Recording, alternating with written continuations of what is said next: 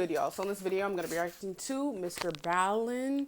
Top 3 places you can't go and people went anyway, because people don't like to follow rules and be really surprised when shit goes wrong when you don't follow rules. Very interesting. I don't know. But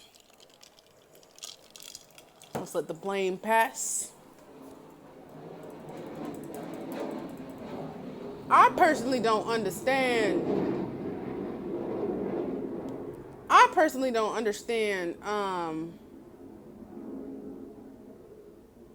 If it said don't go there, why are we trying it? If it says prohibited, if it says stop, warning, I don't know, something, and your ass keep going, like, why would you do that? I don't know, I get scared, so I'm gonna be scared to be anywhere near the warning.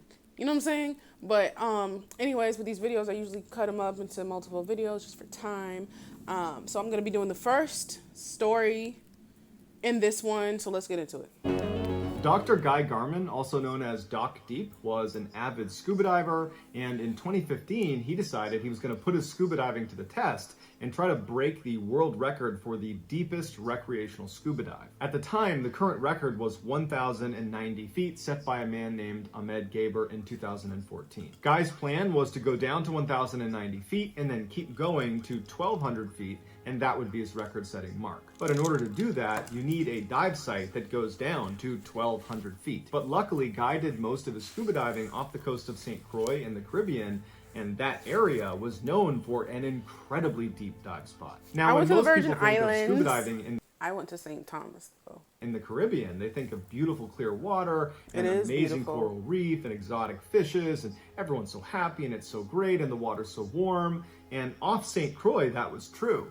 But if you continued going offshore about 250 feet, you'd reach a drop-off that's known as the wall. And we're not talking about a gradual drop-off. We're talking about the seafloor going from flat to turning 45 degrees and going straight down 2 miles into a complete black abyss. Now, the That's only so people that scary. are actually allowed to dive into the wall are very experienced scuba divers with all the certifications. But if you're a tourist and you come to St. Croix, you can still scuba dive off the coast, where it is beautiful and shallow and warm and there's reefs and fish, but you're allowed to swim out to the edge of the wall. And people report getting out there and standing on the edge of this cliff, looking in the water with their mask and not being prepared for how intimidating it is. I mean, you're standing on one side where behind you is like this tropical paradise, and in front of you is this seemingly endless void where we don't even know what's down there. I mean, we've only explored 10% of the ocean. Which is crazy, because, like, what are y'all doing? Like, I don't know.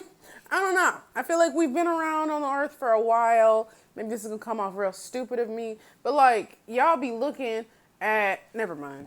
These deep portions of the ocean, we can't get down, so we don't know what's down there. What we do know is that sometimes whales will dive down into these deeper sections of the water, and scientists will be tracking their dive, and when they come up again, after only going down maybe 1,000 or 2,000 feet, they'll return with these massive bites taken out of them, because apparently there are creatures down there that we haven't discovered yet that are so big and so aggressive that a whale seems like a reasonable thing to go after for food.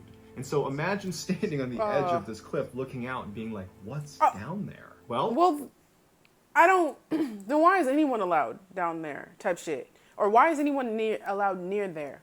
If there's animals so fucking big that they making the whales look like prey.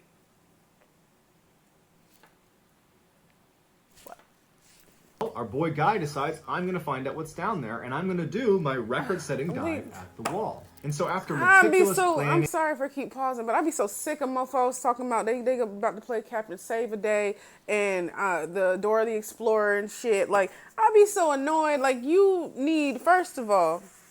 I don't know if anyone doesn't know, but people just need to not get in deep water, because nothing goes well, it's seeming to me.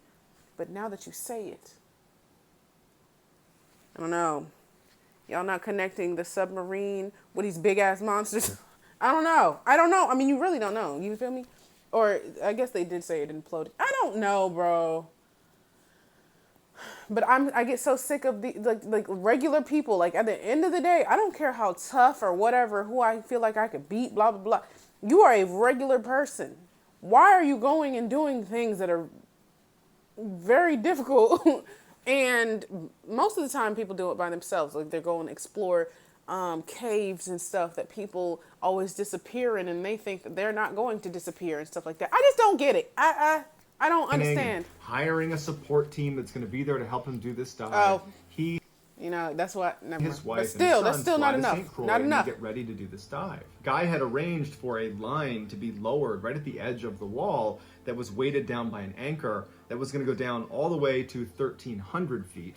And they would put a metal placard at the 1,200 foot mark on the actual line so that when Guy went down, he would reach that placard at 1,200 feet. That's the record setting mark. He would use a grease pen to mark the placard to indicate, I made it, this is legitimate, and then he would go back up, and that's how the dive was going to go. And so in the early morning of August 15th, 2015, Guy, along with his big support team, they head out to the edge of the wall. Guy gets into the water along with his son, who's going to go down with him for the first 200 feet, and he looks up at the support boat and he gives him the okay. He's ready to start the dive, and then he and his son give the signal. They're ready to go down, and they start their descent into the void. As they're sinking lower and lower and lower in the water column, it's getting darker and darker until it's completely and totally pitch black. They reach the 200-foot mark. They come to a stop, as was planned, and Guy's son, Kip, would give his father a squeeze for good luck because they can't communicate, and then Kip would go back up, and Guy, on his own, continues down to the 1,200-foot mark. Once Guy was on his own, a timer started because it's very important to track how long he's down at depth,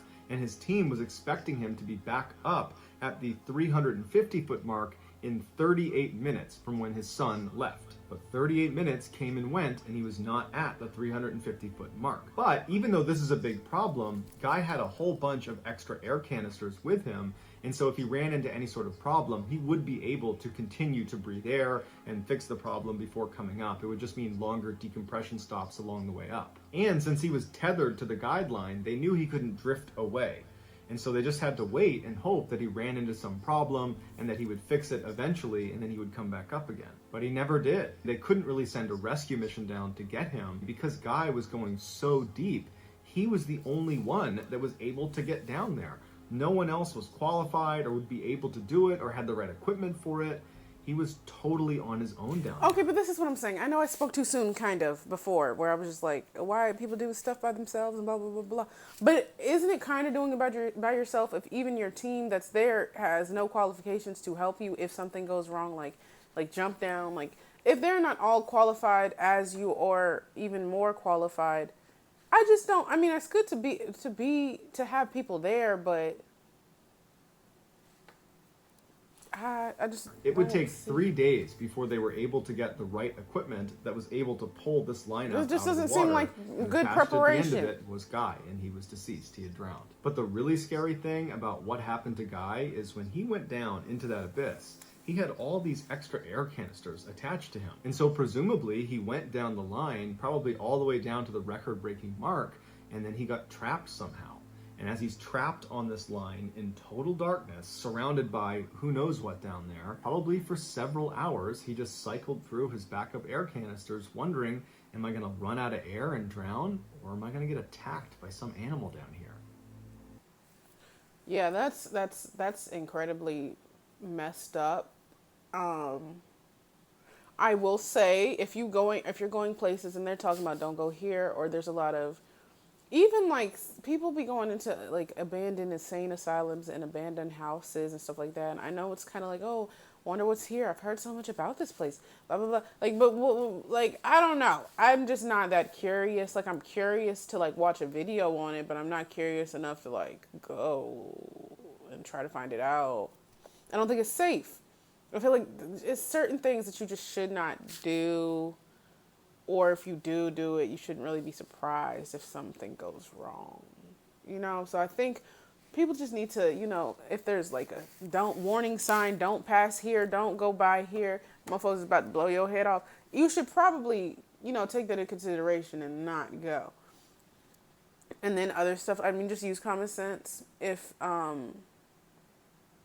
you feel like it's probably not a good idea, if you are about to go and you feel like a weird feeling in your stomach, even if you're about to go swimming in the ocean and you're like, pay attention to that.